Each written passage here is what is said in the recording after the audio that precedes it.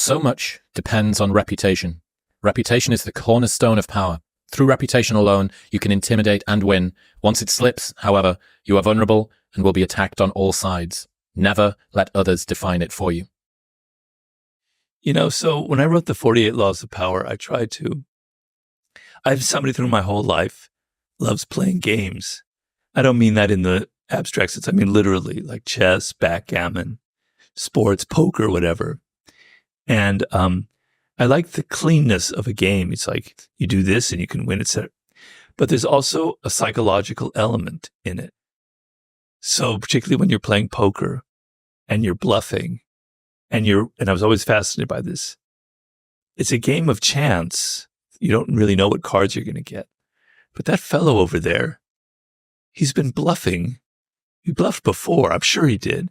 He's going to do it again. Right? So the psychology starts entering into the picture in a game of chance. It's not a game. There's certainly skill involved, but a lot of it's chance. And because he bluffed before and he's got that look in his eye, it could be a woman, I don't mean to generalize. All right, I'm going to fold. Okay.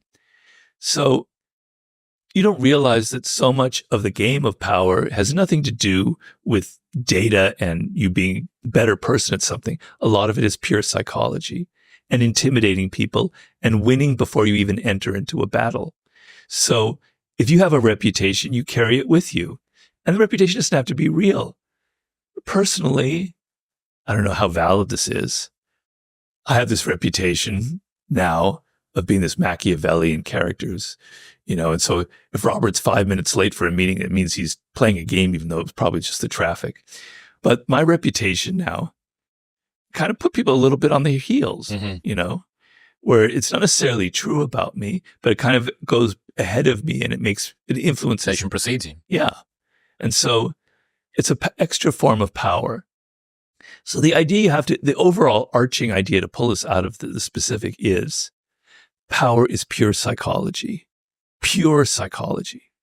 And what I mean by that is the CEO of a company, he doesn't get there based on, it's not like baseball, whereas balls and stars, soccer, I'm sorry, you probably don't even know. I'm a Texas Rangers fan, I'll have you know. Oh, okay, all right. Well, it's not like baseball where balls, you have a good batting average or OPS. All right, you're going to get in the lineup. They're going to bat you in the cleanup spot. Okay. Life isn't like that. So the way somebody rises to CEO, and I know because I was on the board of directors of a publicly traded company, is not about metrics. It's not about things that they've actually done. It's about psychology, right? People rise to positions of power because they know how to play the game, and they know how to play the game of psychology. They know how to appear. They know how to play the optics. They know how to intimidate. They know how to say less than necessary. They know all the psychological little gambits. And that's why I wrote the 48 Laws of Power. It's kind of like, this is the game of life, the game of power. The rules are a little bit nebulous, but here's how you play. You play by mastering these little psychological bits. One of them is your reputation. I'm fascinated by reputation and credibility, especially given what I do now. But my previous life, I was a club promoter. You were a what? Club promoter. I ran nightclubs for a very long time. Club promoter. What do we call that here? Club. It would just be a promoter. It's called. So marketing for nightclubs, essentially. The guy stood on the front door with the guest list and the bands for VIP and all of the hot girls' names. And then after a while, we owned a group of guys that did that. And then we owned a group of guys that owned and you started to build up this company. And in that, every single nightclub that you've ever been to is the same thing. It's people getting drunk in a room to music. It'll never be anything else. You can dress this one up pink and give out inflatable flamingos on the door, or this one's really cheap, or this one's on a Wednesday and it's sort of naughty that you shouldn't be going out on a Wednesday. Dress it up however you want. It's people getting drunk in a room to music. That's all it's ever going to be. And what I realized from doing that was the power of reputation. Now, this isn't the reputation of a person, it's the reputation of a brand. But if your company is known for always putting on good parties, then you get to benefit from that. And what happens is when you have a reputation for putting on good parties, more people come. Which so you makes have your better parties. Good. Yep, correct. So this is this sort of odd, and this is the really important point. Never let others define it for you. And when you are vulnerable, you'll be attacked on all sides, because as it's going up, it it precedes you. It continues to do work for you exponentially, growing and growing. But when you're starting to go down, even your best work will sometimes be derogated to be worse than it is. So you have done something that is good, but because of your reputation, you're a liar, you're a phony, you're a grifter, you're a shill, you're a fake. That's right. Yeah. Credibility is the one thing that you should never sell because you cannot buy it back. There is no return policy on your credibility. And people are so, getting back to the word stupid. I mean, It's a theme they post things on social media when they're young and not realizing that 5 years later, when they're trying to get a job at a law firm, they're like, sure, they're doing incredibly ridiculous things on Instagram, and that's part of their reputation. Everything you do is reflected through the social world, right? Nothing is in isolation. People are continually judging you. So you have to be aware. You have to think before you post. You have to think, how are people going to take this? If I say this stupid, rude thing that comes right out of me because I don't control my tongue, it's going to ruin one false step will ruin your reputation. There's a British MP who is on the receiving end of a tweet from 2009, which has come back around. I think I read about this. What was that? You get these Estonian retards out of my house right now. So I don't mean to laugh about this. It's terrible. Estonians are very smart people. Get these Estonian retards out of my house right now. Or I want these, whatever.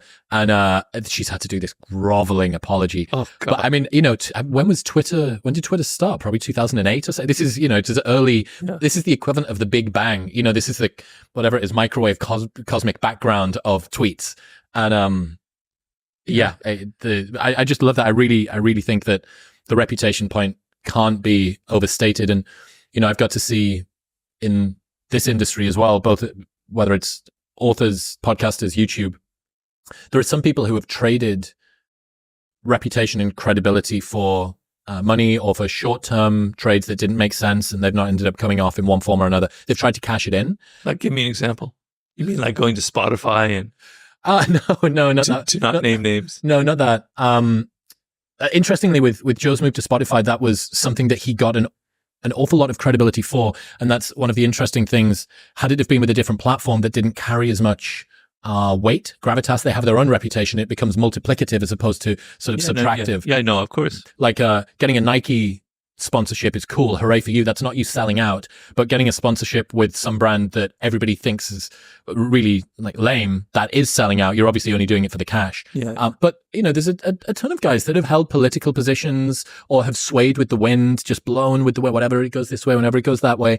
And the interesting thing is, even if they've made a ton of money from it, even if it's been advantageous in one domain, I actually think that if you gave them the opportunity, they would give all of it back and some to be able to regain their reputation. I think they would give anything they could to be back in the cool kids club. And there's no return policy on credibility. Well, the other thing about reputation and credibility is it has to be consistent. So you have to it's like a brand. You're known for something. You're known for being strong. You're known for being self-confident. You're known for being Machiavellian or whatever it is. Funny or lighthearted. Yeah. And there's a certain kind of, shape to it. And if you're all over the map and you're going over here, your reputation is about that, it's about this, it looks weak. It makes it look like, because we want to feel like people judge on appearances. They don't judge on the reality of who you are. They don't know who I am or who you are. They judge on what they see and how we appear. And if those appearances, they want to have something consistent that they can grab onto. They want to say something simple. That guy is funny and that's who he is. This guy is that. They want a very simple formula.